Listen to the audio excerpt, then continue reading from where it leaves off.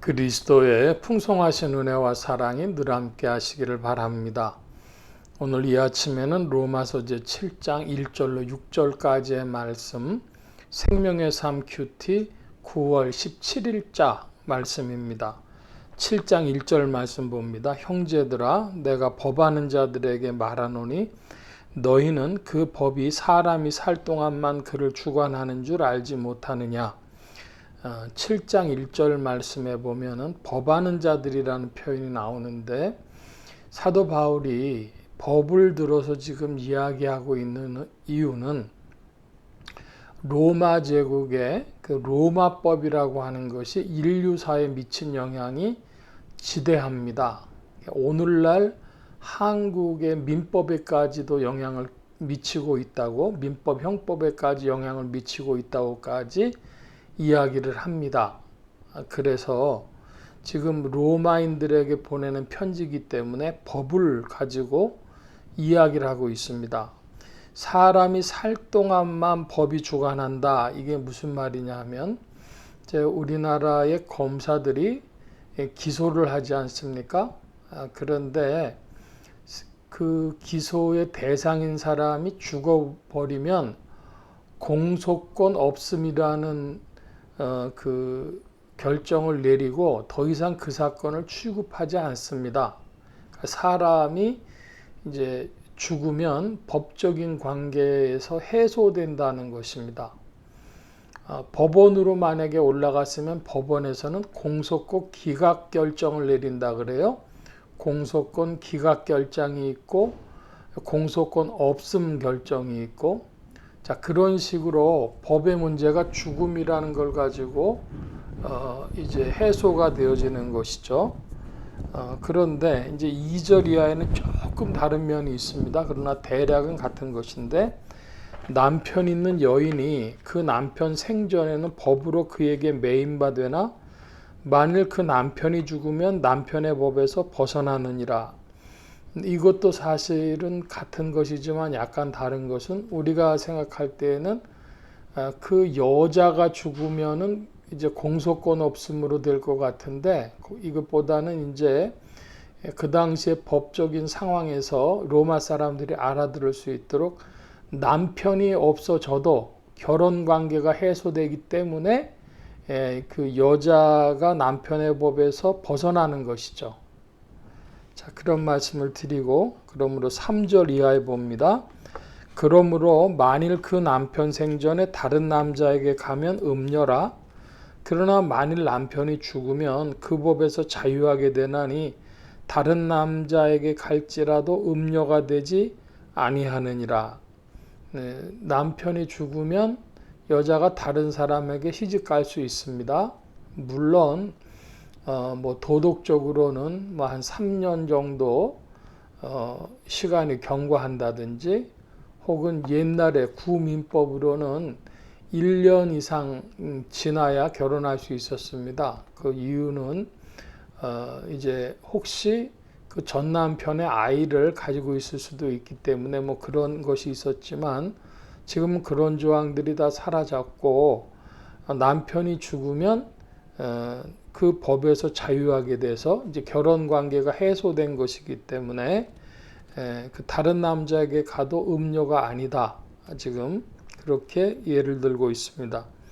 4절이 중요한데요. 그러므로 내 형제들아, 너희도 그리스도의 몸으로 말미암아 율법에 대하여 죽임을 당하였으니 이는 다른 이 곧 죽은 자 가운데서 살아나신 이에게 가서 우리가 하나님을 위하여 열매 맺게 하려 함이라. 이 4절에 나오는 말씀, 너희도 그리스도의 몸으로 말미암아 율법에 대하여 죽임을 당했다. 이것은 오늘날 우리에게는 믿음의 문제입니다. 인식과 믿음의 문제인데, 그리스도께서 그 몸으로 당하신 죽음, 그것으로 말미암아 율법이 이제 해소가 됐다. 예를 들어서 죄에 대해서는 죄값을 치러야 되는데 죽음으로, 사형으로 그 죄값을 치르니까 그 죄 문제는 해소가 된 것입니다. 그러나 내가 그리스도와 함께 연합됐다는 믿음이 없이는 이 얘기들이 적용될 수가 없는 것이죠. 그리스도를 믿고 그리스도께 의지하고 그리스도께서 하신 일이 바로 그런 일이라고 하는 인식과 믿음이 없으면 이 말씀은 성립하지 않는 것입니다. 너희도 그리스도의 몸으로 말미암아 율법에 대하여 죽임을 당하였으니, 누가 죽임을 당했대요? 너희도 죽임 당했다는 겁니다. 이것은 그리스도 안에 있는 인식과 믿음의 문제가 되겠습니다. 그리스도인들의 그 인식과 믿음으로 우리도 그리스도와 함께 죽임을 당했다. 이것을 신자들이 믿고 있는 것입니다. 자, 계속해서 5절 이하의 말씀 봅니다.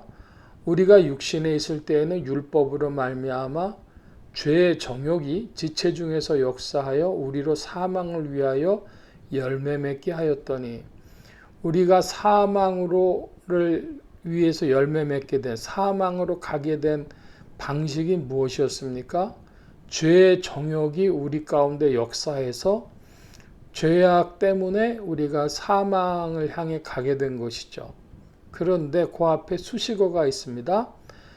육신에 있을 때 율법으로 말미암아.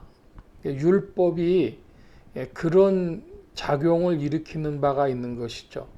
죄의 정욕을 부추기는, 하지 말라고 하면 하게 되는 것입니다. 이 역설인데요. 이 역설이지만 현실적인 것입니다. 무슨 말이냐? 쓰레기 버리지 마시오라고 담벼락 같은데 써놓지 않습니까? 이제 뭐 아파트에서는 그런데 드물지만은 주택가 같은 데서는 어디에 쓰레기 버리지 마시오 이렇게 써놓으면 거기 이제 쓰레기 버리는 장소가 됩니다. 몰래 갖다 놨든지 어떻게 됐든지 간에. 그러니까 역설적이지만 현실적인 것이죠. 하지 말라고 하면 그렇게 됩니다. 바로 율법으로 말미암아 죄의 정욕이 우리 지체 중에서 역사하여, 그러니까 이런 이야기가 되겠습니다. 자, 6절이 이제 중요한데요. 이제는 우리가 얽매였던 것에서 죽었으므로 율법에서 벗어났나니, 이러므로 우리가 영의 새로운 것으로 섬길 것이요 율법 조문의 묵은 것으로 아니할지니라. 우리가 이제 섬깁니다. 무엇을 섬기냐? 그러면 여기 4절 말씀에 보면 죽은 자 가운데서 살아나신 이에게 가서 우리가 하나님을 위하여 열매를 맺게 하려 함이라. 그러니까 영의 새로운 것으로 섬겨서 하나님 앞에서 열매 맺는 것인데, 즉 이제는 성령으로 말미암아 하나님을 향해 섬겨 나간다는 것입니다. 긍정적이고 좋은 것이죠. 율법은 하지 말라 그러면 그렇게 되어지는데, 이제는 성령께서 우리를 권고하심으로 우리가 새롭게 되어져서 하나님을 향하여 나가게 된 것입니다. 기이한 것이죠. 그 이유가 우리가 얽매였던 것에서 죽었으므로 율법에서 벗어났으니, 이렇게 이런 과정을 거쳐서 그렇게 된 것입니다. 이러므로 얽매였던 것에서 죽었고 율법에서 벗어났기 때문에 우리가 영의 새로운 것으로 섬긴다 하는 것입니다. 그래서 4절하고 그러므로 6절은 깊이 연관이 되어져 있는데, 너희도 그리스도의 몸으로 말미암아 율법에 대하여 죽임을 당하였으니, 그래서 이제는 율법에서 벗어났기 때문에, 죽었으므로 율법에서 벗어났으므로, 그렇기 때문에 영의 새로운 것으로 섬긴다. 로마서 7장 4절과 6절이 긴밀히 연관되어져 있는 것을 보면서 우리가 믿음 안에 바로 이것을 인식하고 믿고, 그리고 이제 성령 안에서 전진함을 그리스도인들이 명백히 하고 또 성령님께 순종하는 은혜가 더욱 있기를 축원합니다. 오늘 말씀 여기까지 봅니다. 기도합니다. 만복의 근원 되신 주님 함께하여 주셔서 그리스도 예수 안에서 이제는 주 안에 새로워졌으므로 율법에 대하여서는 죽고 벗어나 이젠 영의 새로운 것으로 섬기게 되어지므로 성령을 따라 하나님께 대하여 열매 맺는 자들 더욱 되게 하여 주옵소서. 아름다운 일들을 더욱 나타내어 주시기를 구하고 감사하며 의지하올 때에 예수 그리스도의 이름으로 기도하옵나이다. 아멘.